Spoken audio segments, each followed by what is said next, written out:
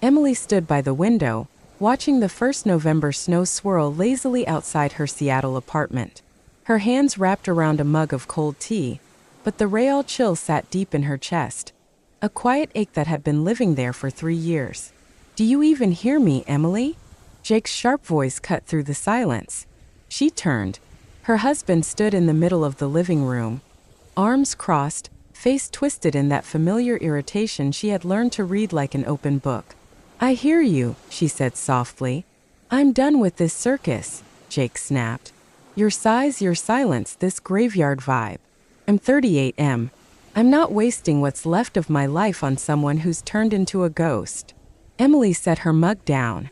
Her hands trembled slightly, but her voice stayed calm. "What are you saying?" "I'm saying pick one, we divorce quietly, no drama, or you leave. The lease is under my name. So don't try to play smart." Something inside her shifted. All the years of quiet humiliation, sleepless nights, and swallowed tears, they suddenly found their shape. Emily pulled out her phone, unlocked it, and started dialing. Jake frowned. "Who the hell are you calling?" She didn't answer.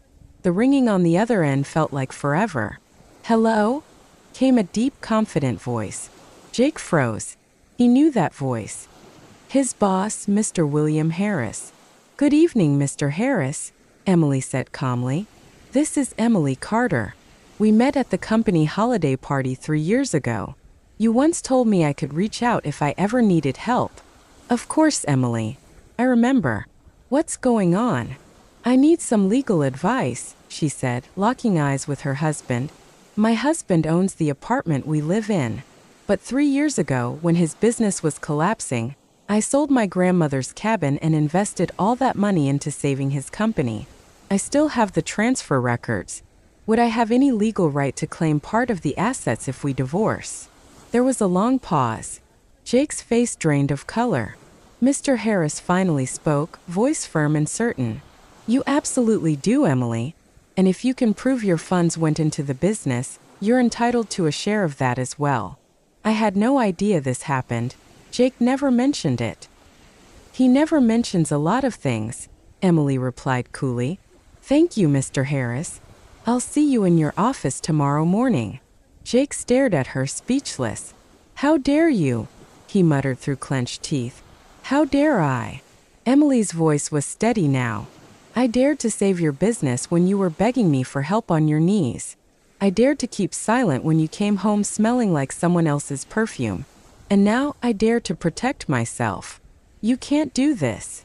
He took a step closer, but she lifted her hand. "Oh, I can. And I just did." She showed him her phone screen. "I recorded our entire conversation. Your threats to kick me out, that's called emotional coercion. Courts tend to take that seriously." Jake sank onto the couch, face buried in his hands. Emily looked at him. The man she once loved, married at 23, believed in like a fairy tale. But that story had ended long ago. "Why didn't you say anything all this time?" he whispered. "Because I kept hoping," she said quietly. "Hoping you'd remember who you were, appreciate what I did for you. Or at least say thank you. But you didn't. You didn't notice when I stopped sleeping or eating, or when the life slowly faded out of me." She turned back to the window. Snow kept falling, covering the streets in white silence. "And today I realized something.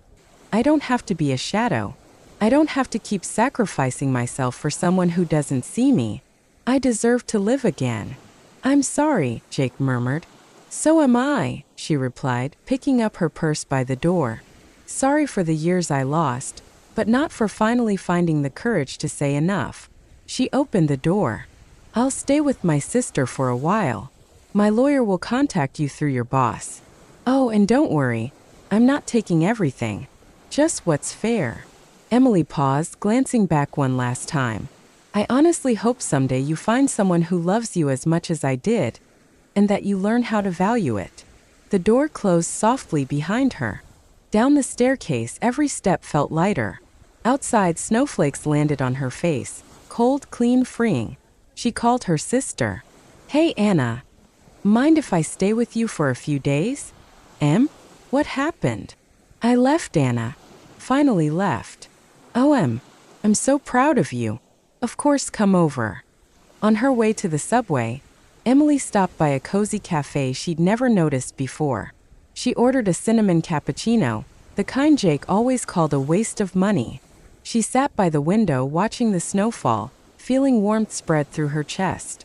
For the first time in years, the world looked peaceful. She opened her phone's notes app and started writing. Find a new job. Take that accounting refresher course. Visit the ocean. Dye my hair the color I've always wanted. Her list grew longer, and so did her quiet smile.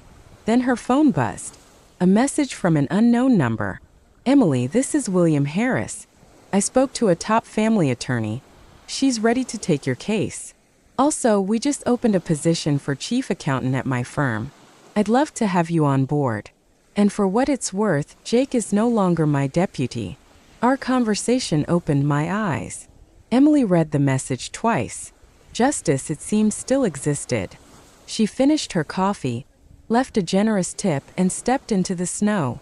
The cold air filling her lungs, the city lights reflecting in her eyes. The future was uncertain, but it was hers. And for the first time in years, she felt free.